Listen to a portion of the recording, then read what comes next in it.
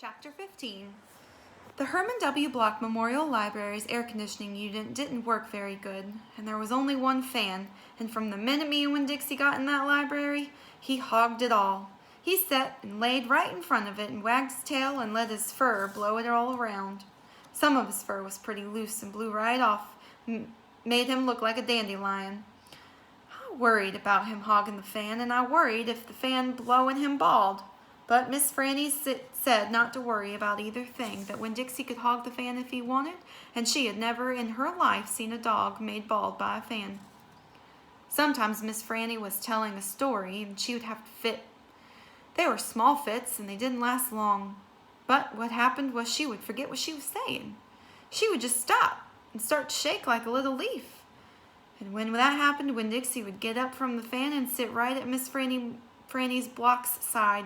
He would sit up tall protecting her, with his ears standing straight up on his head like a soldier.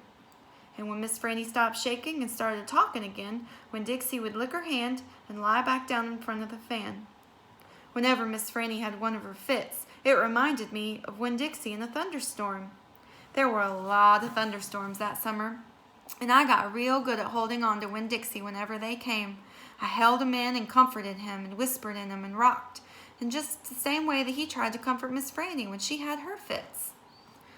Only I held on to Winn-Dixie for another reason, too. I held him so he wouldn't run away. It all made me think about Gloria Dump. I wondered who comforted her when she heard those bottles knocking together, those ghosts chattering about the things she had done wrong. I wanted to comfort Gloria Dump, and I decided that the best way to do that would be to read her a book. Read it to her loud enough to keep the ghosts away. And so I asked Miss Franny, I said, "Miss Franny, I've got a grown-up friend whose eyes are going on her, and I want to read her a book out loud. Do you have any suggestions?" "Suggestions?" Miss Franny said. "Well, yes, ma'am, I have suggestions. Of course I have suggestions. How about Gone with the Wind?" "Well, what's that about?" I asked her. "Why," Miss Franny said, "it's a wonderful story about the Civil War." "The Civil War?" I said. "Do not tell me you have never heard of the Civil War." Miss Franny Block looked like she was going to faint. She waved her hands in front of her face. "Oh, I know about the Civil War," I told her. "That was the war between the South and the North over slavery." "Slavery, yes," Miss Franny said. "It was also about states' rights and money. It was a terrible war. My great-grandfather fought in that war. He was just a boy." "Your great-grandfather?"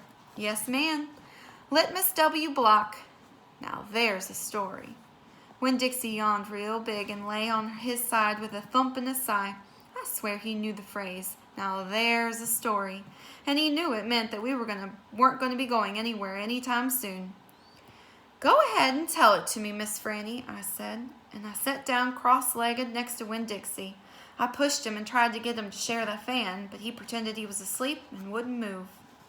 I was all settled in and ready for a good story when the door banged and pinch-faced Amanda Wilkinson came in. Winn-Dixie sat up and stared at her. He tried out a smile on her, but she didn't smile back, so he just lay down again. "I'm ready for another book," Amanda said, slamming her book down on Miss Franny's desk. "Well," Miss Franny said, "maybe you wouldn't mind waiting. I'm here telling India Opal a story about my great-grandfather. You are, of course, more than welcome to listen. It'll be just a minute." Amanda sighed a real big dramatic sigh and stared past me. She pretended she wasn't interested, but she was, I could tell. "Come, sit over here," said Miss Franny. "I'll stand, thank you," said Amanda. "Suit yourself," Miss Franny shrugged. "Now where was I? Oh, yes, Litmus W. Block."